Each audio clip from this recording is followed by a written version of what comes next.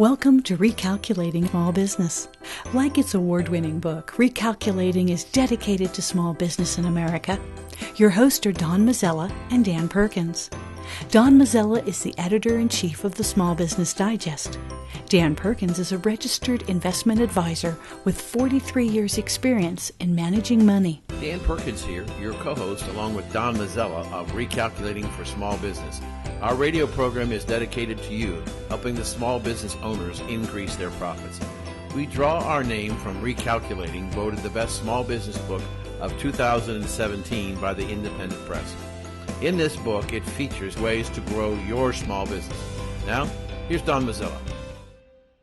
Dan, our next guest, I'm really looking forward to, because in their quiet moments, any salesperson will tell you that a company's success begins with positive sales. Here to talk about that thought and more in his thought-provoking book, and I love this title, Naked Sales, How Design Thinking Reveals Customer Motives and Drives Revenue, is Justin Jonas, one of the co-authors.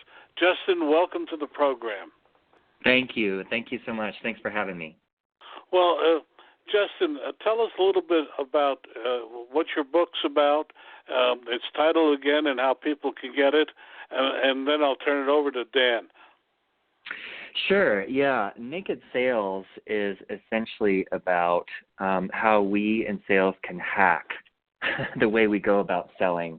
And it really involves stripping away a lot of the habits that we formed as sales professionals over the years and returning to, that essential human ingredient of the quality of connection we have with our customers.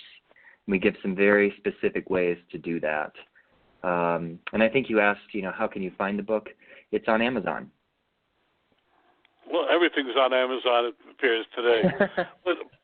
But Justin, before I turn you over to Dan, tell us a little bit about your background. Sure. Yeah, I started my career in marketing and sales, and then spent a lot of time in management consulting, working with leaders and leadership teams in problem-solving strategies for their business. And it was while I was doing that work that I stumbled upon design thinking. And design thinking is a method for creative problem solving or for innovation. And I really became enamored with it because it pushes people to be their creative best. And I also, as I was doing a lot of design work with clients, could remember, what it was like to be out there selling day in and day out. And I had this hunch that the tools that I was using with clients to innovate could actually really help salespeople do a much better job at selling. And that was really the birthplace of Sell by Design and what eventually became Naked Sales. Dan, I'll turn it over to you. Thank you. Justin, welcome to the program. Thank you. Interesting, we are, as a nation, we are a sales-driven country. I remember I've been in the financial service business for 43 years, and many decades ago, I met the sales manager for the Kemper Insurance Company out of Chicago. And on his desk, I'll never forget this, on his desk was a card, a tent card, and it said, "The sales department is the company." Because nothing happens until somebody sells something. That's right. And so, but we look at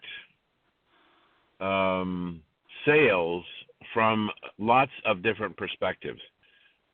Some people think it's a very easy business, and other people think it's a very hard business. Having been in sales all of my life, selling myself, my services, and my intellectual property, it's a hard job. But there are a lot of people who say, I think I want to go to the sales department, but have no ability to communicate to their wives or children or anybody else on staff, much less to customers who have a need for a product. So when you looked at the sales process, were there one or two things that were blatantly obvious to you that a huge percentage of the salespeople make? Yeah, and first let me just say I share your empathy with sales and your love of sales. It's amazing to be in sales, and really there's no better time to have a career in sales. It's a really exciting time, given all the change that's out there with technology. I think, we see that there's a lot of great content and programs out there in terms of the process of sales, the science of sales. There are amazing tools, technology tools, that salespeople can use to, maintain notes about accounts and help move an account through their sales pipeline. But the big gap that we see is maybe related to what you were just describing, Dan, that people may not know how to really connect. And, for all of our great technology, people still buy from other people. Sales is about change making, and change is scary for people. We need a trusted partner to go down the pathway of change. So I think, what we are providing is a how-to for the art side of sales, how you really connect on a deep level with someone so that together you discover a lot of new opportunities that maybe neither of you knew existed, that you can solve for together. There's not so much out there about how to do that really well, and design, as it turns out, is very helpful in that regard. I'm going to interrupt here and ask, because it's an obvious. Will you describe what you mean by design thinking? Yeah, sure. And we try to really demystify that when we work with our clients. So at its essence, it's a creative problem-solving process, and it's used for innovation. And as a methodology, it works great when you're not really sure where you're going. When there's a lot of complexity or ambiguity, design really helps you out because it teaches you to connect really deeply with the people for whom you are designing, the end user, or if we're thinking in terms of sales, maybe your customer's customer. So once you understand, at a deep level what those people really care about, you can design a solution that really works for them. And you can move faster because you have all of the research that you've conducted, and you have greater confidence in the idea that you're bringing forward. So it works similarly in sales. How do you connect with your customer and their customers so that maybe you understand things about their business that they might not fully understand, and you can add value out of the gate, and maybe even find a bigger solution? Back to you, Dan. I just had to ask the question because I didn't know what he meant by it. Sure. Thank you.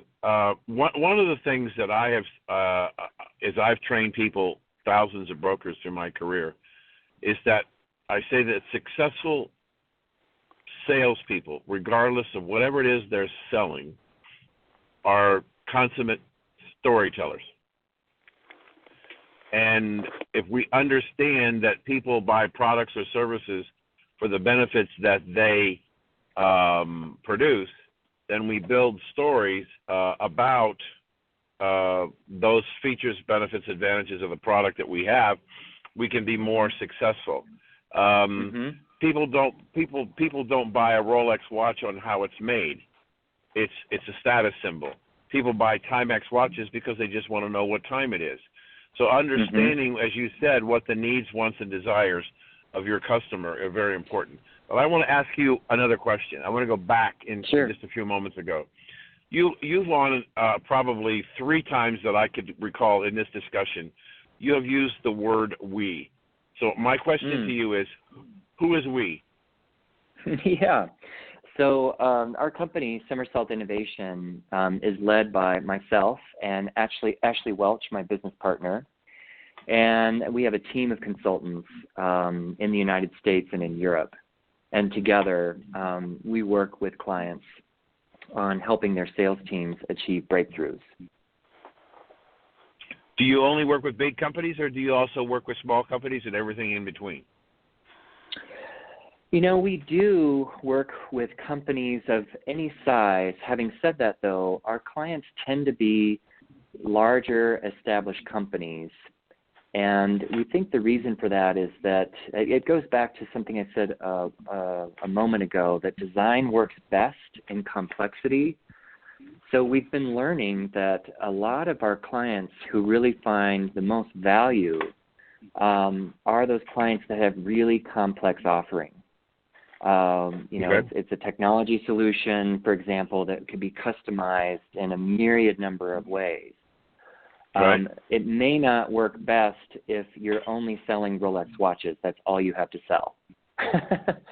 But the more complex your sales offering and your sales process is, the better design methods can help you achieve success. So technology companies that deal with highly complex computer software programs or machines or whatever would be because of their nature, their sales processes tend to be more technical in nature than selling diamonds over the counter. But by the same token, if you don't, I'm not trying to put words in your mouth. If you don't know the story, then the customer that you're trying to sell to is going to look at you glassy-eyed and has no idea what you're saying or how it's going to help him. So I guess my next question would be, in these highly technical areas that you work in, how do you get clients? I think that no matter how complex the offering is, what design helps us remember is that it's still about people, that human beings hire or fire a technology because they want to get something done. And so our task in sales is, I like how you said it, it's about storytelling. It's not only being a good storyteller, but it's also about being a good story finder. So in sales, how good are you at understanding the narratives that drive what people care about? You know, if a customer is thinking about your technology or other solution, why is it that they think they might want that? You know, what is it they imagine they think they're solving for? Or even better yet, how would any solution impact your customer's customer? And what new stories could you tell based on the new relationship that your solution might create? So that's really how we find clients, is those companies that suspect they're not really doing as good a job as they could and should be doing at knowing their customers and really being the right partner for their customer. So are you saying that you think, and I'm not trying to put words in your mouth, are you saying that management of these companies may know, for example, that they've got a great product, but the potential buyers first, and this is I think the most important, the potential buyers don't know that they have a need for your product. Hence, the sales department's responsibility is to expound upon the features, benefits, and advantages of the technology, and that the company can benefit from it. Yeah, I would actually back up even further and say, forget about your great product or service. Who cares? Everybody else has a great product or service. That's table stakes. You better have something that's worthwhile or you won't be in the market. The question is, how well do you understand your customer and what drives them? What we're teaching salespeople to do is to forget their bag of tricks, their products or services, and go into the client system to learn about them and their customers. So that even when you're talking about the solution, you're still not talking about your products or services. You're talking about the problems that they would like to solve in their own language, right? And you may never even mention the name of your product or service. They don't care. They don't need to know. They just need to know they have a partner who can help them get from A to B, and it's a B they care about. So it's discovering either discovering the need on the part of your sales force to what the customer has, or in addition to that, the customer understanding that they need your product or service. That's right. That's right. And frankly, if in sales, and I'm sure you know this from your experience, if all we have to offer is a known solution, the one that we brought with us to a known problem, that's just not good enough anymore, because they've already Googled you. They already know how your solution stacks up to all your competitors. They probably have your price point. So you're at the risk of being a commodity. Where you can create value is when you help them see problems they didn't know or hadn't identified. And you can therefore talk about maybe a larger solution. That's value, and that's competitive difference as well. We used to call that, when I first started out in sales and training at Merrill Lynch, it was finding the differential advantage. What makes you different than anybody else, and exploit that difference. Yeah. Dan, let me jump in here, because this is fascinating. Sure. But we went a couple of weeks ago. There was something in New York called PepCom, which is where companies get to pitch to newsmakers their various products. And this particular edition of it featured a lot of home products, which, for instance, someone was pitching the fact that you could control your overhead fan by your smartphone, and almost all of the exhibits there. And what struck me more than anything else was the complete lack of communication between the people demonstrating and the visitors, because it didn't seem as if they were selling so much as saying what a great product we had. And I'm listening to Justin and you just now. It seems that was a great example of it. What do you think, Justin? Yeah, I think, most of us in sales, it's too easy to be focused on the close.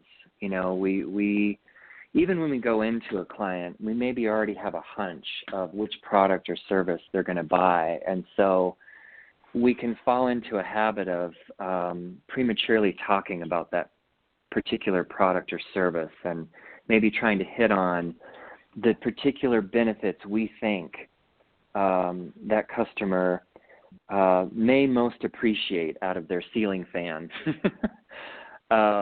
And what we're saying is, stop talking about the fan. First, find out what are their rooms like, and do they have a fan? And if so, why? What do they use it for? What's important to them about that fan? Because demos are all too common in the technology world. We're constantly demoing a platform or a specific tool. Yet if we don't really understand what they might use it for, or what they really value, it's just a kind of canned demo. And you're right, we're not really communicating to each other. It's like this auto replay that we're on, which is pretty mind-numbing. I mean, out of empathy for salespeople, it can become pretty mind-numbing if you just go in and it's, pitch after pitch, the same product, the same product, the same product. That's not really much fun for us either. It's a lot more fun to learn about our customers and what's unique about them. Find the customer's need and then fill it. Sure. Because if you don't know what the customer, what their concerns, what their needs, wants, and objectives are, I find it impossible to try and figure out what to sell them. You could have the greatest catalog in the world of thousands of products, but if you don't understand what the needs are of the customer, and then try and find out what that need is and see if you've got something in your quiver that's going to make that customer better, more productive, you can spend an enormous amount of time smiling and dialing for people just trying to get, and you'll get some people who'll just buy based on the cold call, but the meaningful relationships don't happen. I think that's another thing I'd be interested in your perspective. I always taught brokers that it takes about 5 presentations to convince a particular customer to come with you and invest with you. And a lot of people are unwilling to invest 5 calls. And I'm wondering if what about a frequency and content in your business, how that's impacted? Well, I can't give you a magic number in terms of this is the right number of touches or contacts you should expect before you're moving a solution toward close or signature. What I can tell you is that, and this won't be surprising to hear, that the more authentic and engaging you are in your contact, the more value you're bringing to those conversations, the number of touches diminishes significantly. We did do a pilot with an account team at Salesforce, and this particular sales team, they're called hunters, and they were, the quintessential cold caller, prospector. Their job was to bring new business in the door. And through teaching them the methodology of sell by design, they tracked how many calls it took on average to get into a customer account, and we were able to cut the number in half. It took half as much time for them to get to the first significant meeting where they could start engaging the client. What did they change? What did they change?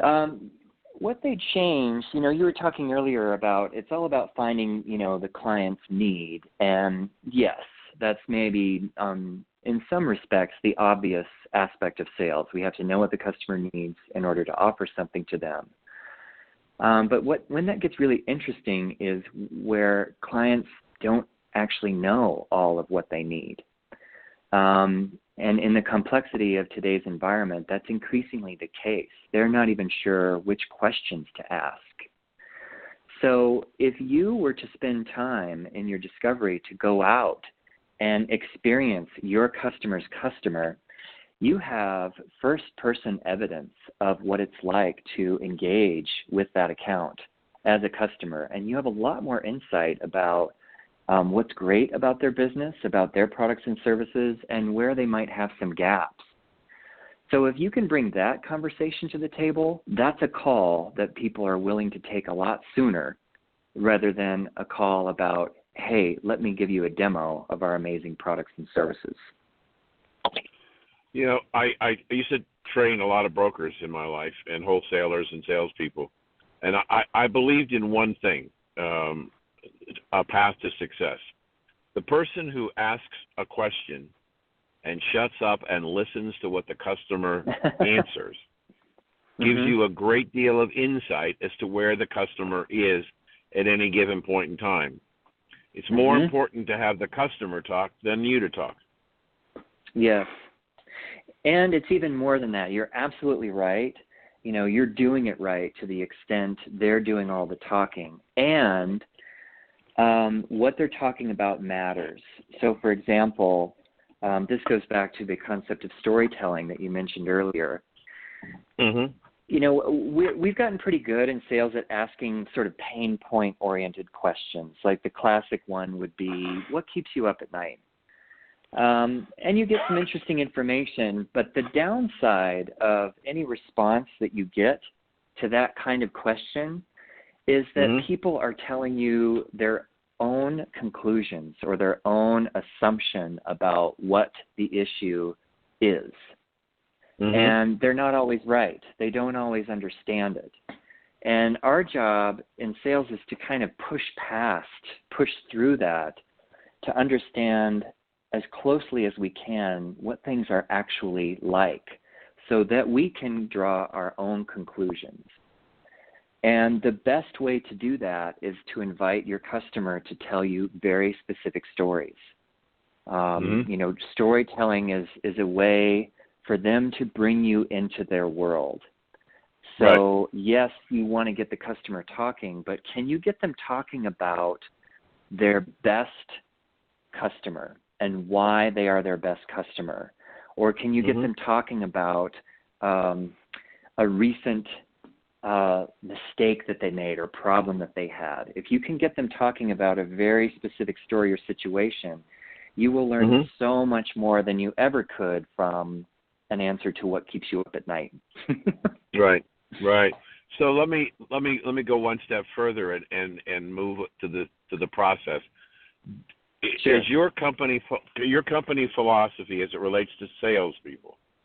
Do you believe in hiring experienced salespeople or hiring young people who have passion and want to succeed and train them in your method?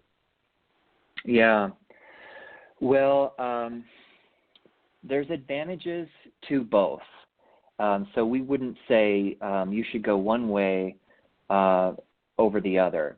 I think the amazing thing that we've seen with more tenured sales professionals when we work with them is they experience a kind of remembering of what it was like earlier in their career, because we're helping them shed a lot of habituation that they picked up along the way. So their experience is kind of a mix of blessing and bane. Their experience really helps them. They're maybe further down the field about engaging with customers and establishing rapport. But where their experience can hurt them is, when you're really good at what you do, it's harder for you to see things with fresh eyes. And so you may become more victim to missing something really important because you're already predicting what kind of a sale or transaction this client is going to end up being, and you have blinders on. Once you do that, and it only takes like a nanosecond, it's harder for you to see more opportunity that's there. It's hard to stay fresh and frosty. The benefit to being new is that you have a beginner's mind. And, when you're working on a complex deal, that can really help you to notice as many interesting things as you can in your discovery and bring it into the solution conversation. So there's pluses and minuses to both, and we enjoy working with people well established in their careers and, in their first year in their career. Dan, I hate to break in here. It's been fascinating. We're talking with Justin Jones, who's got a fascinating new book. Dan, one more question. So what do you think right now, as you're looking at training people today, what is the biggest shortcoming in the sales forces that you're seeing today that you're trying to reorient?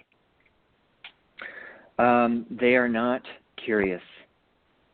And what I mean by that is they are not genuinely curious about their customers and what they're trying to solve for. And that sets them up at an enormous disadvantage. And there's a lot of great reasons why they're not very curious. We help them tap back into that spontaneous sense of curiosity and, frankly, wonder, because it's amazing the companies that are out there and what they're doing with their customers. I mean, it's fascinating when you're really genuinely curious. That's probably one of the biggest gaps we see. Right. I agree. Thank you for your time. It was a great interview. Don? Yeah, thank you both. Don? Justin, the name of your book again? Naked Sales, How Design Thinking Reveals Customer Motivation and Drives Revenue. It's been fascinating. I learned a lot, and I hope our audience did as well. There'll be a link to your book. And what's your website besides Amazon? Sure. SomersaultInnovation.com, SOMERSAULT Innovation.com. Question, how did you come up with that name? That's a great question. We were trying to capture what it feels like when you start working with design principles and tools, and there's kind of a childlike, playful, can-do energy. And so we were trying to think of what is it that kids do that we can all do that's a fun thing to do. And that's where Somersault came from. Okay. Well, we always ask them because some of the most innovative things come from titles. Justin Jones, thank you so much for being with us. Dan, any thank you guys. Final thoughts?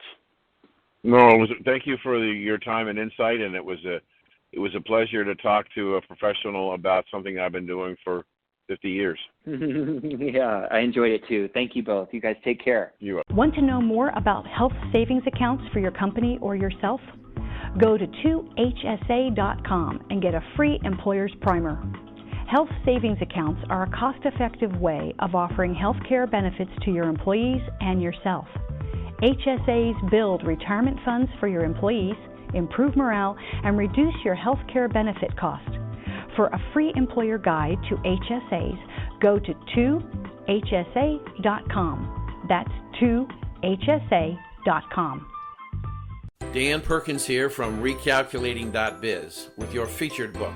I want to tell you about a recent interview I had with Bob Bethel, a turnaround specialist with lots of success in small business. Bob's new book is Strengthen Your Business, Fail-Proof Strategies for Small Business. He tells us of his life successes and failures that have made him and his clients so successful. Over the years, Bob has brought 77 companies back from the brink and changed them into thriving, profitable businesses. His energy is amazing, and at 74, he proves that you can still have a great deal to give others if you just try. His suggestions are easy to understand and very helpful. One insight struck me was that most companies do not have a plan. The old Chinese proverb says, if you don't know where you're going, then any road will take you there, is true today. Bob Bethel's book, Strengthen Your Business, can be found at Amazon.com or can be ordered at your local bookstore. This has been Dan Perkins with your Recalculating.biz featured book.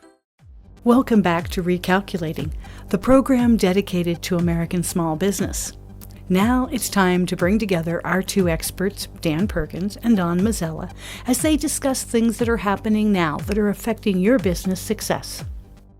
Saba is a management tool for tracking and measuring employees, reinforcing business goals, and providing employees the freedom to help shape their own career paths. Here to tell us about it and the greatest expense companies don't know is Anita Bowness, Saba's global practice leader for strategic services. Anita, welcome to the program. You came to us because you had a fascinating line about companies don't really know what's the most expensive item in their budget. Can you talk about that, about a little bit about Saba, and a little bit of your background as well?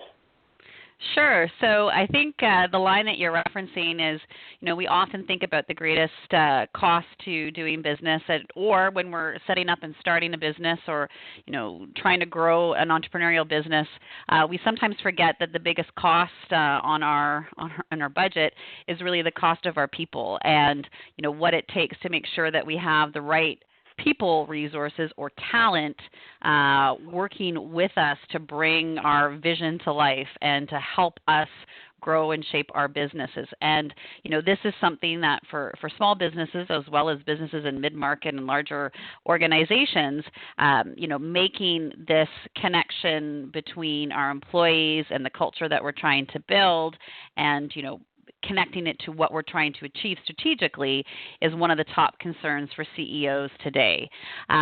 What we do here at Saba is, sure, we're a software company, but we're more than that. We create a foundation or a platform for organizations to grow and develop their talent, to drive their performance, to make sure that they have the skills, the experiences to be successful in the work that they do today. And I think we're going to talk about this in a little bit more detail today so that we can help our employees get the most out of their work and then in turn bring their best every day to their jobs. And many people call this driving employee engagement. A little bit about me. I've been working in HR for, well, more than 2 decades now, and I have worked for organizations of many sizes, including a lot of small startup consulting firms that have worked with small and mid-sized businesses, entrepreneurial organizations. And as I was mentioning before we kicked this off, I'm also married to an entrepreneur, and so these are topics that are near and dear to my heart. Well, we'll go a little further now. How does Saba help shape the career, and how do employees and employers utilize it to make a win-win situation? Sure. So Saba is a platform that, at our roots is about developing our employees. So Saba's historical roots, as a software platform has very much been within the learning space. So think about a learning management system, but it's more than that now. And over time, we understand that learning takes place in many different ways. I think sometimes we use learning and training as synonyms. So, I want to learn something, I want to get better at my job, I need to take a course, or I need to, attend a workshop. But we learn as adults in particular in a lot of different ways. Maybe we're going to do a Google search and we're going to find an article or a reference that we're going to directly use in the work that we're doing. Maybe we're going to learn with our colleagues, whether we're working with them alongside of them to pick up new skills or having a conversation with them. And many times we learn by being just thrown into the fire and being exposed to new situations. So Saba as a platform from a learning ecosystem provides us as organizations and our people a way to capture and to track the different learning experiences that we have, whether it's stuff that we have to do, and when I say stuff, training or learning that we have to do, maybe it's for a compliance perspective, or it's something that we need to have in order to be certified in something, or maybe it's a skill that we are, quickly ramping up on that we have to learn through trial and error, and we want to capture those activities. We can create that learning ecosystem. But we also know that the number one outcome of learning, the whole reason why we invest in learning as businesses, is we want to drive performance. We want people to be able to do something better or new or innovatively. And so that whole performance equation and driving the performance of individuals and organizations is also something that we can manage through Saba as a platform and consult with organizations around. So making sure that we have clear performance expectations or goals, making sure that we have an opportunity to have regular check-ins or conversations around how we're doing against tracking towards our goals, and developing skills needed to be successful in meeting those performance expectations. It really is a tool that allows for dialogue and collaboration between managers and employees, and really to the end of making sure that we're developing our people and we're driving our organizational performance. That, in a long-winded nutshell, is what we do here at Saba. Now, Dan, it's all yours. She's given us an awful lot of questions, and I know you do such a great job. All right, thank you. Welcome, Anita. Thank you for joining us today. Thank you. My pleasure. Thank you. Just a quick observation about your opening remark about the cost of personnel. Yes. Would I be wrong to say that regardless of the size of the business, personnel cost is one of the most cost-intensive parts of the business? You would not be wrong. If you think about, a lot of our industries today, whether we're talking, manufacturing or knowledge-based economies, we need people to execute on our business strategy, to execute on our vision, to do things at all levels of the organization. So that is a significant investment, a significant cost to the business, and making sure that those people are aligned and have the skills to be able to perform their jobs is an investment that organizations of all sizes are focused on. So Right. that's absolutely accurate. So let me ask you. I have a couple of questions. One's going to be kind of futuristic, but I'll get to that in a little bit. I'm was fascinated listening to your answer to Don's questions. Is what you do?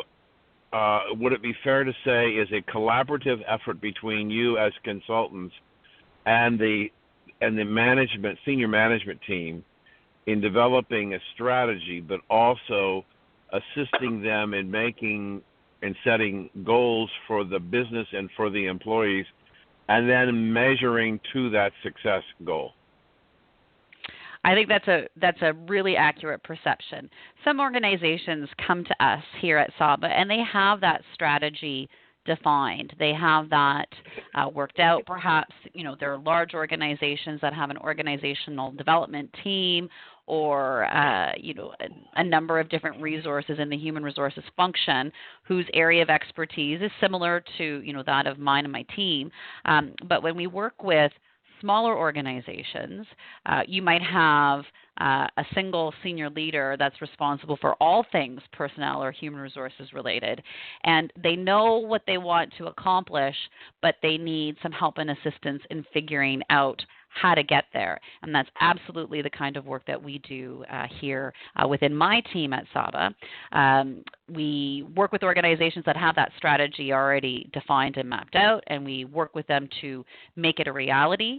And then we'll also work with organizations that have a vision of what they want to achieve, and we will help them plan that strategy. We also work with organizations, too, that come to us with the question around, how does engagement and employee engagement factor in to all of this, and making sense out of that and bringing it into something that's practical that they can action. And that's also work that we do here within my team. Do you only operate domestically, or do you operate globally? Globally. We are a global organization. I'm smiling because I was up at 6 a.m. Eastern Standard Time today on a global call having a conversation about this very topic with an organization that's got folks in Asia, Europe, and North America. So we are a global organization, and I have the bags under my eyes to prove it. But we have folks on the ground in offices around the globe. So let me throw a couple of background facts for you, and then I'll get to the specific question. Over this past weekend, there was a report that the average birth rate for American women is 1.7 children, not enough to replace the parents. The other parts of the world are even worse off. Europe has a tremendous disparity.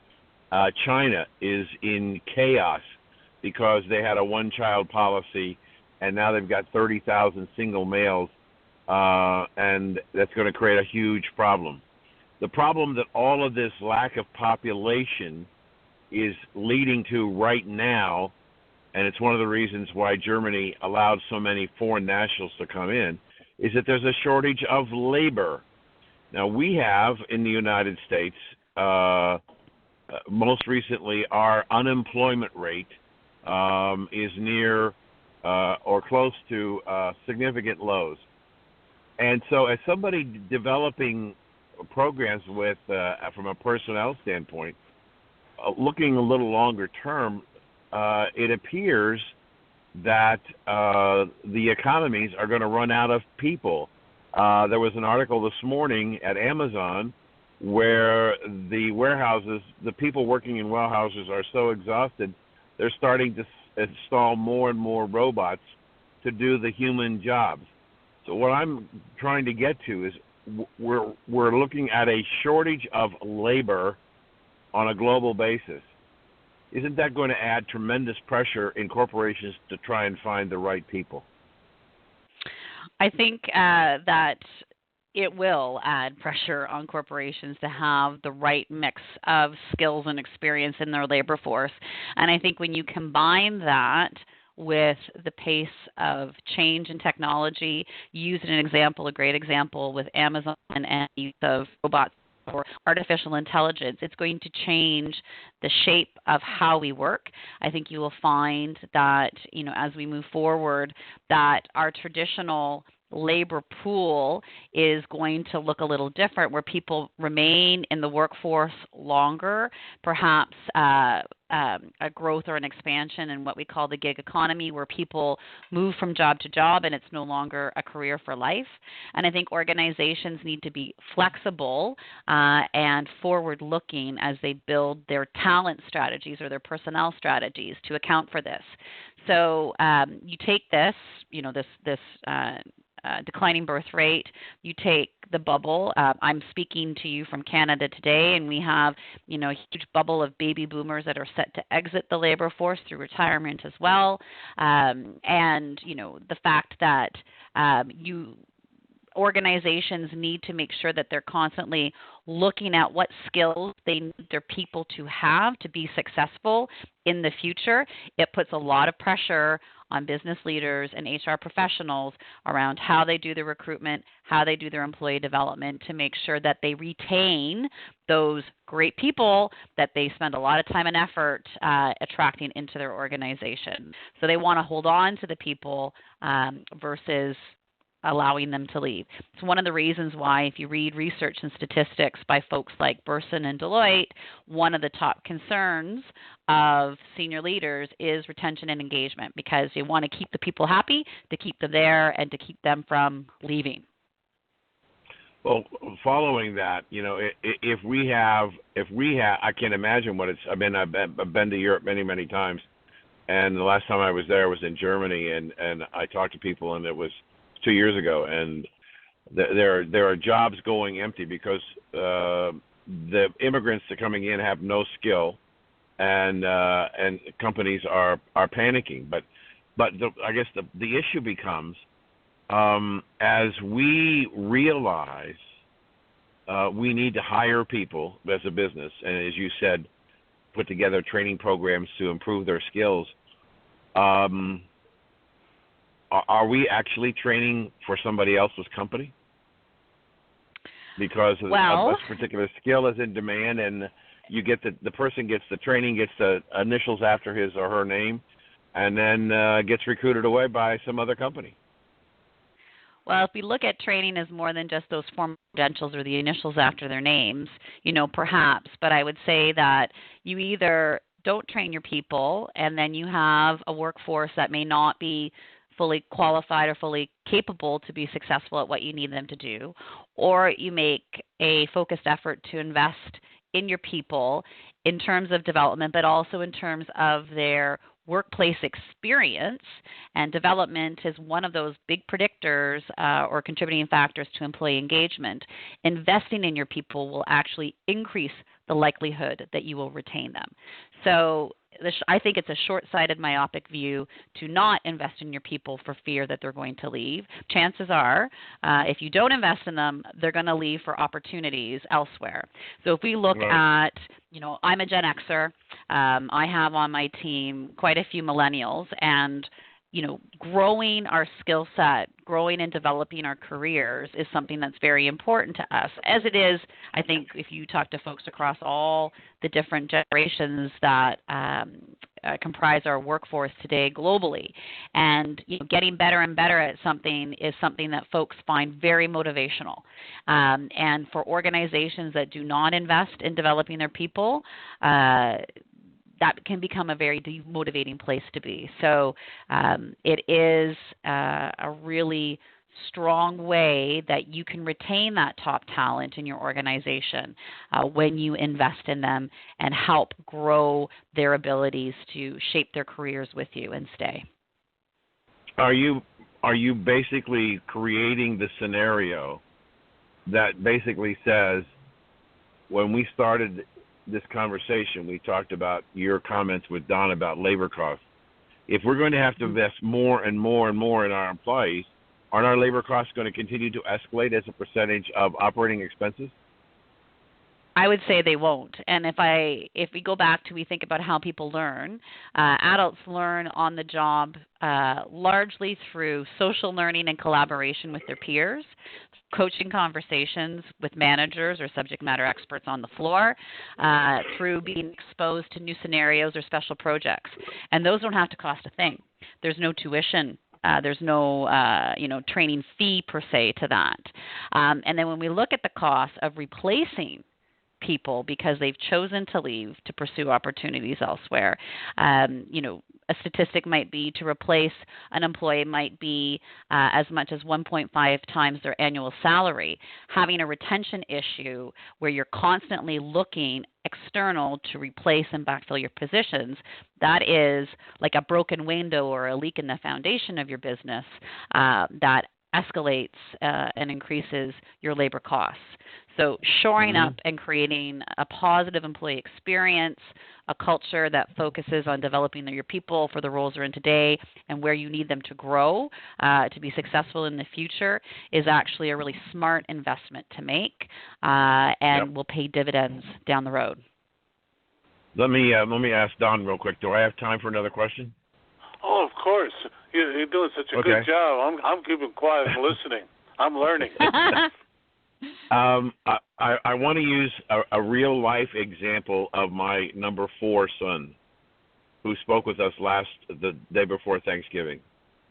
His company just announced that his health insurance premiums will now triple, and his deductibles will go for one person $14,000 a year.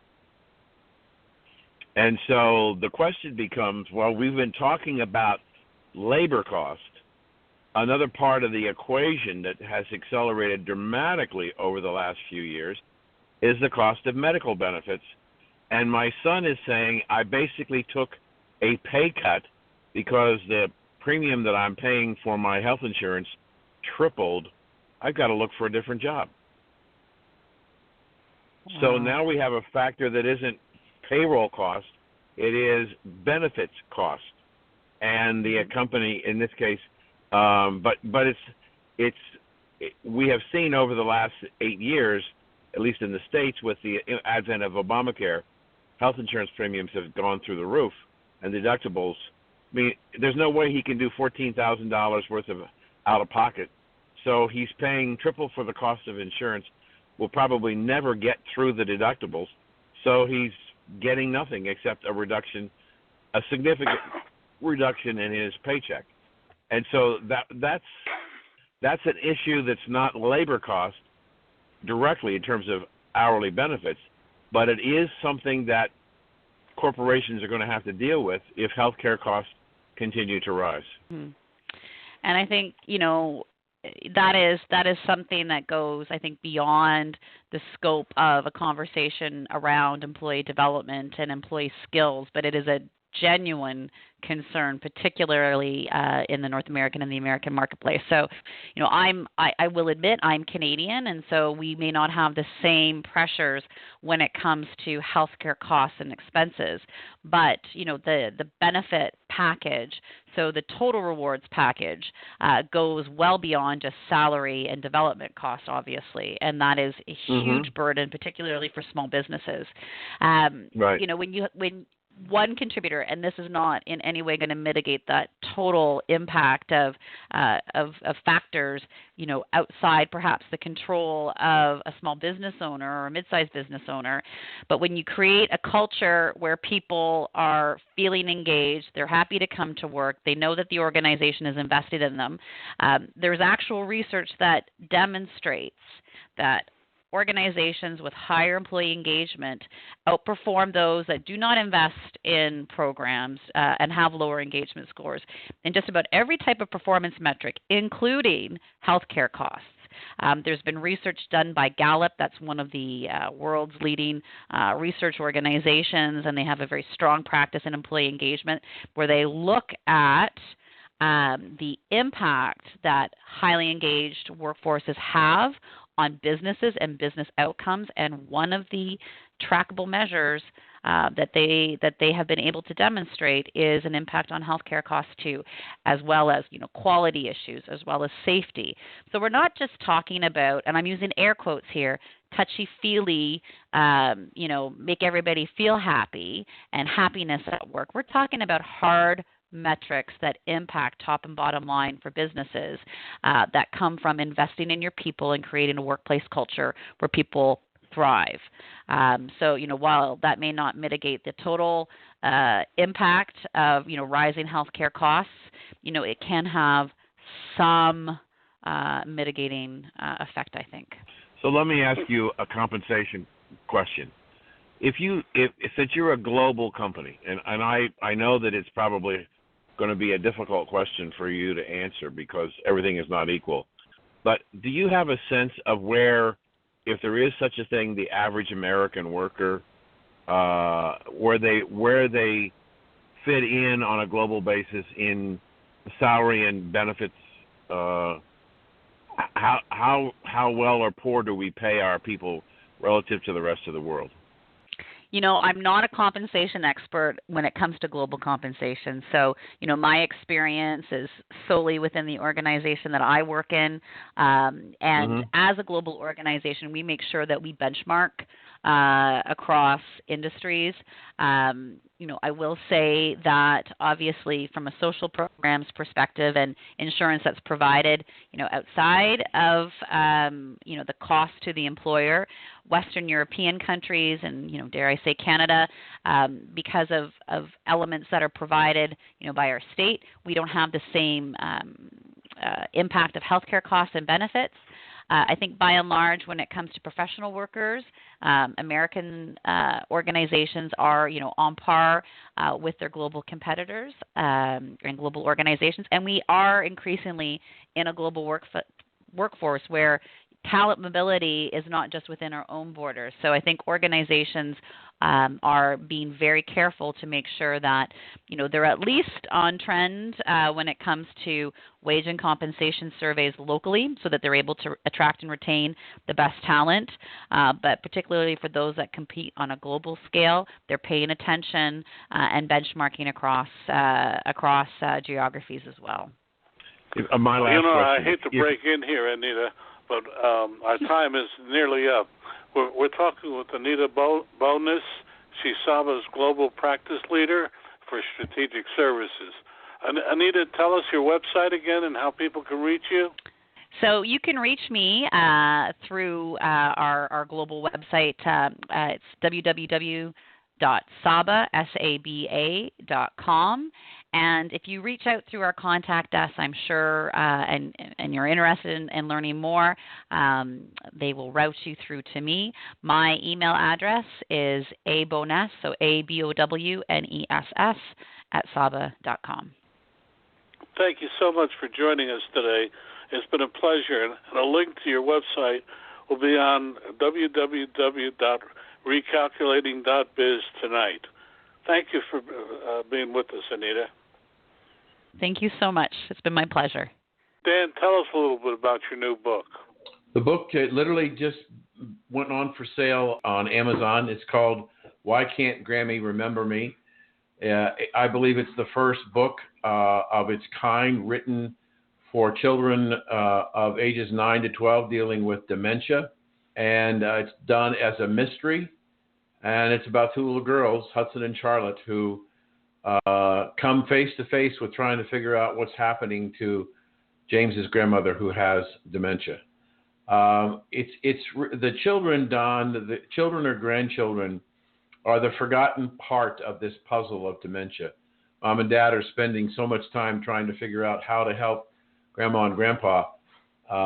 They pay less attention to the needs of their grandchildren to understand what's happening to Grandma and Grandpa. So hopefully this book will not only help 9 to 12-year-olders, but it's also written for an entire family and has a whole series of programs and things that families can do together to preserve the memory of their grandparents. Available at Amazon.com. And tell them the name of the book again. Why Can't Grammy Remember Me? Welcome back to Recalculating, the program dedicated to American small business.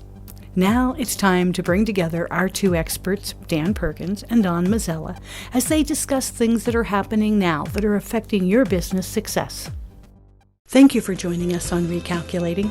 We hope the information you received on today's episode was helpful to you in starting and growing your business. Please go to our website, recalculating.biz, to contact us, to listen to past shows, and see special offers. Until next time, remember, if you grow, we grow. Join us next week for more helpful ideas to make your business a great success. Recalculating, a program designed to help you be successful.